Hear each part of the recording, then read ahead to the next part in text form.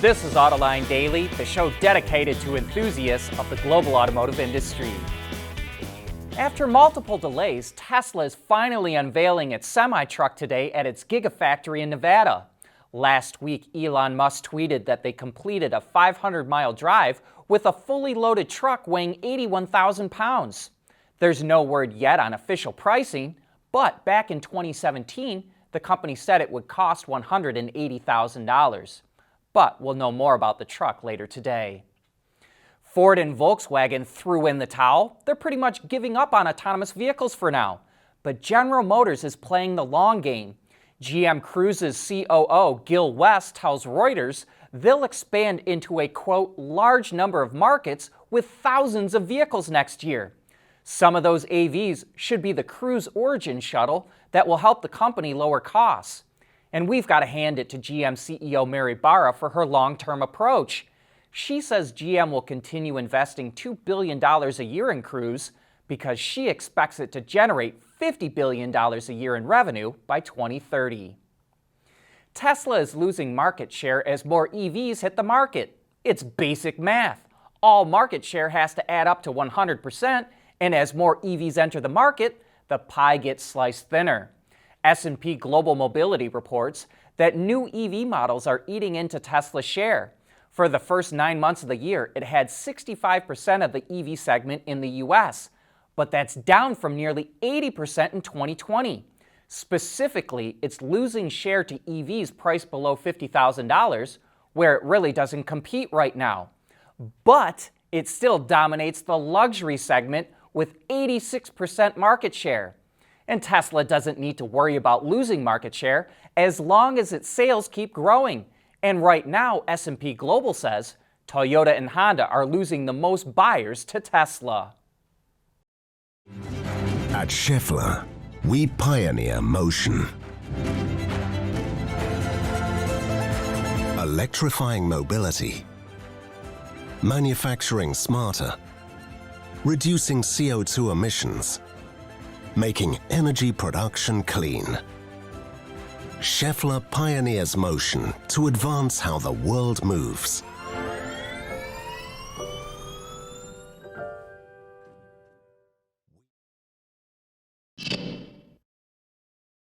Earlier in the week, we reported that Chinese EV maker NIO plans to get into the U.S., and now another Chinese automaker says it will jump into the North American market. BYD will start selling EVs in Mexico next year, launching with its Tang SUV and Han sedan models. They'll initially be sold through 8 dealers, which will jump to 30 by 2024. By that time, BYD is aiming to sell up to 30,000 vehicles with a long-term goal to hit 10% market share. We think BYD is just dipping its toes into the Mexican market with the idea of moving north of the border sometime in the future. And speaking of BYD, it's on a tear in China. According to data from China Merchants Bank International, the automaker was the #1 brand in sales in November. It sold nearly 153,000 vehicles, up 83% compared to a year ago, and it's the first time it topped the sales charts. That was ahead of the VW brand, which sold more than 143,000 vehicles. But if you include Audi, the group outsold BYD. Even still, this has to be alarming to VW and even GM, which used to dominate sales in China. Canada is poised to become a major source of raw materials for electric vehicles, like copper, nickel, cobalt, and lithium. It also wants to become a major processing center for those materials, especially in Quebec, which runs mainly on hydroelectric power. For automakers in North America, that would greatly slash their carbon footprint for manufacturing electric vehicles. And that's a key reason why Volkswagen is looking for a site to make battery cells in Canada. And keep your ears open, you're going to start hearing a lot more about EV production in the Great White North. Speaking of critical materials for EVs, BMW is securing the supplies of copper it needs and is doing it in a more sustainable way. The automaker is taking a stake in US-based company Jetty Resources, which has come up with a way of extracting copper from previously unused ore. It uses what it calls a catalytic leaching technology to pull the copper out of material that used to sit in dumps and was considered waste. It says around 70% of the world's copper resources are stored in this type of ore, and Jetty Resources' method cuts CO2 emissions from the extraction process by 40% and water usage by 50%.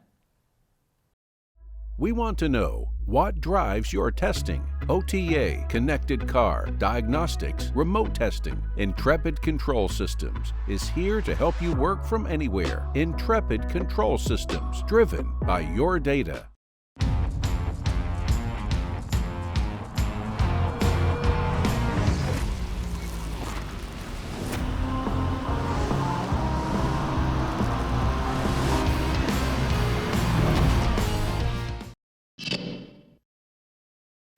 Honda is rolling out the next-gen versions of its advanced driver assistance systems called Honda Sensing 360. It's adding hands-off highway driving, technology to detect if the driver's paying attention, and an emergency support system if the driver is unresponsive. The tech was launched in China earlier this year and will be available in other markets in the second half of the decade. By 2030, it will be standard on all Honda and Acura models in the U.S.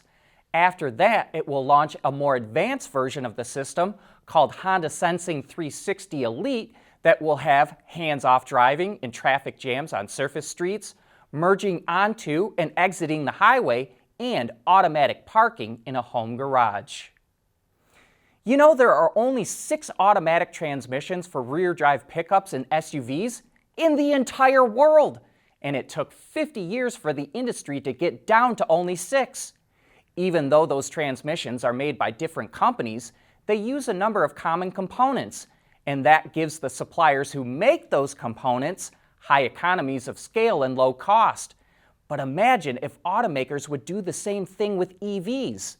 That's another thing that was discussed at the SAE's recent North American International Propulsion Conference. If automakers would use common components in motors, inverters, battery packs, and gear reduction units, they could get much higher economies of scale. Not all the components would have to be the same, and this could be another strategy for automakers to cut the cost of their electric vehicles. Have you heard about the newest Corvette? The Corvette 07 from BYD in China. It's an ICE-powered 4-door crossover that's priced between $30,000 and $40,000.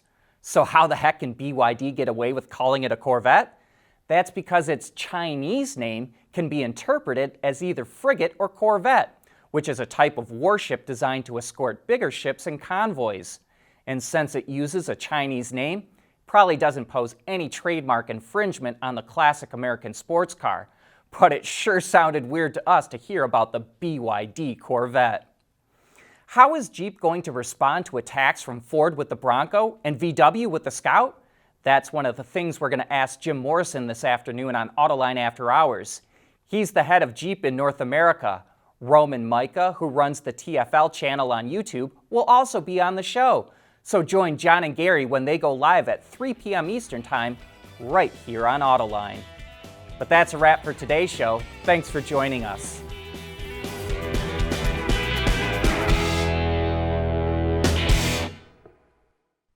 Autoline Daily is brought to you by Bridgestone, solutions for your journey.